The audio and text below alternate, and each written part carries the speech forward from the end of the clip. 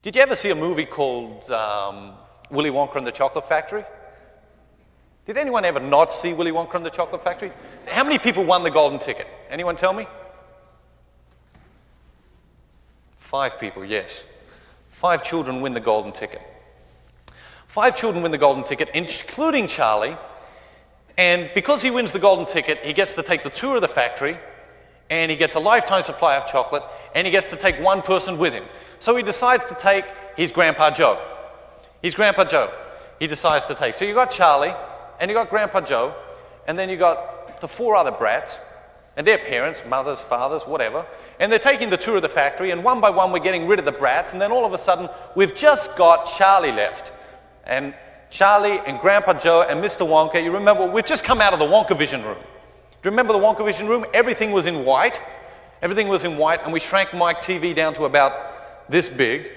We put him in his mother's purse, and we sent him off with who? Can anyone tell me? The Oompa Loompas, exactly. We sent him off with the Oompa Loompas to do whatever Oompa Loompas do to someone who's been shrunk this big from the Wonka Vision. So we're left, we've just got Grandpa Joe, we got Charlie, we got Mr. Wonka, and all of a sudden, Mr. Wonka's mood changes.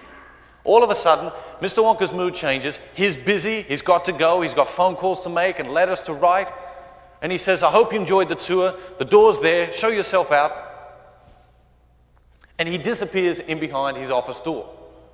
And Grandpa Joe's standing there, and Charlie's standing there, and Charlie looks up at Grandpa Joe and he says, what happened? Grandpa Joe says, I don't know, but I'm going to find out. And he goes marching into the office. He opens the door, and remember, in the office, everything's in halves. Half a desk, and half a chair, and half a picture, and half a mirror, and half a filing cabinet. And he walks up behind Mr. Wonka, who's sitting at half a desk on half a chair, writing half a letter with half a pen, and he says, Mr. Wonka, what about the chocolate? Mr. Wonka doesn't say anything, he just keeps writing his letter.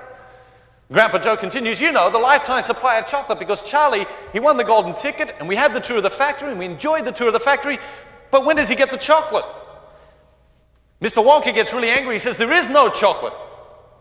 You stole fizzy lifting drinks from the fizzy lifting drink room, and you floated up in the ceiling, and now the ceiling has to be sterilized, and you broke the rules. There is no chocolate. And Grandpa Joe says, I didn't see any rules.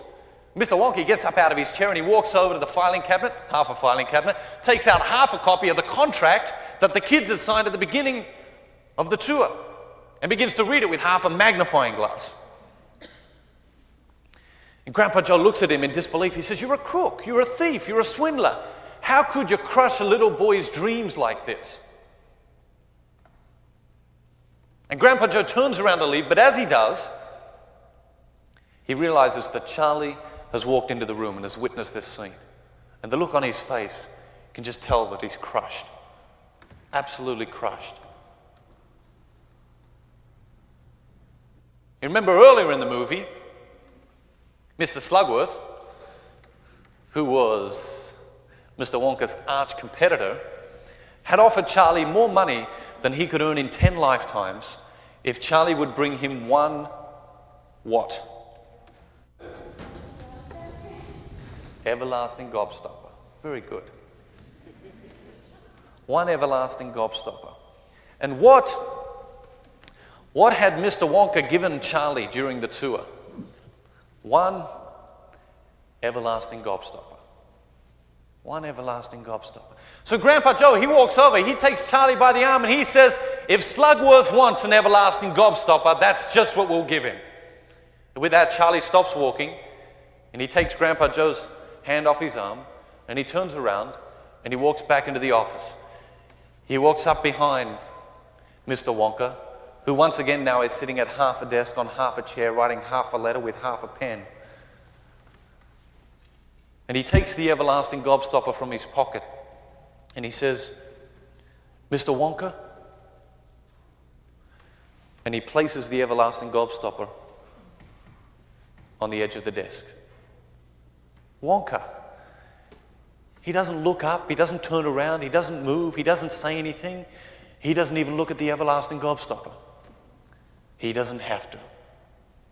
He just reaches out his arm across the desk, he grasps the everlasting gobstopper, and he whispers, and so shines a good deed in a weary world.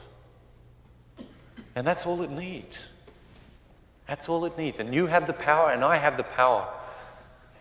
And we know we have the power, and we know when the opportunity emerges for us to engage that power. But we too often let that opportunity pass us by. We too often let that opportunity to be the difference that makes the difference pass us by.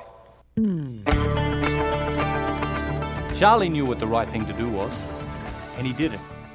Truth be told, in 99.9% of situations, you and I, we know what the right thing to do is. We just don't always do it.